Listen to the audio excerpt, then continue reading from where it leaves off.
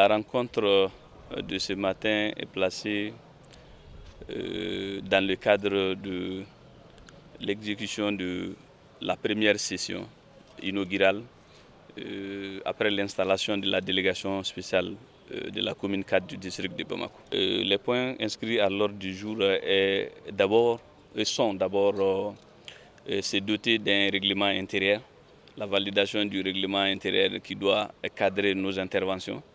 Il y a la validation d'un plan stratégique d'exécution de nos tâches.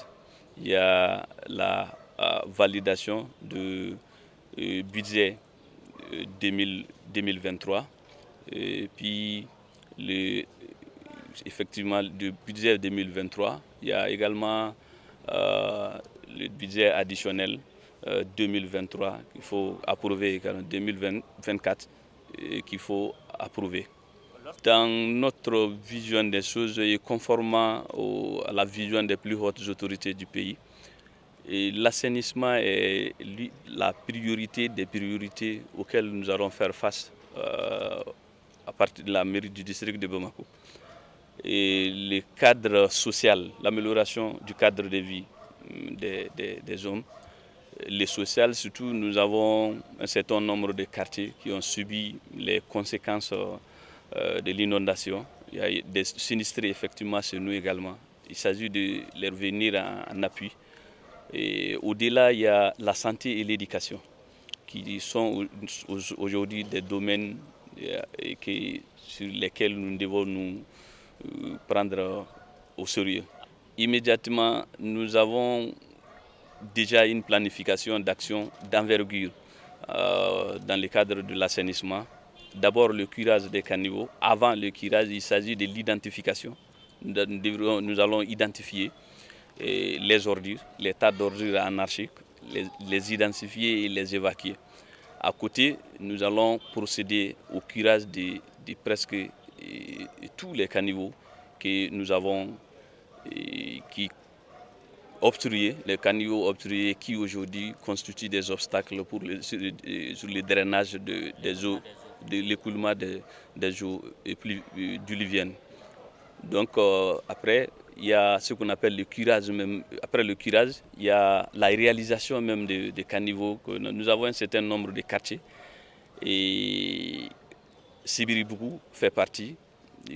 Sebeninkoro, la rue du secteur 7 fait partie. Il y a Kalabambougou, les populations ont même demandé à un moment donné notre intervention, soutien par rapport à la prolongation du caniveau suite là où le goudron s'est arrêté.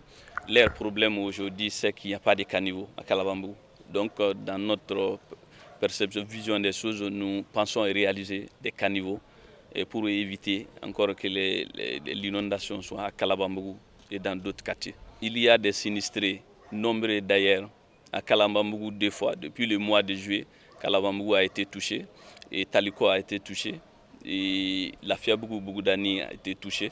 Donc il y a suffisamment de personnes touchées par le phénomène. Maintenant, nous comptons en termes d'appui, il s'agit rapidement de leur venir en aide, il ne serait-ce qu'assurer la survie. Et c'est une commune où les gens s'intéressent quand même.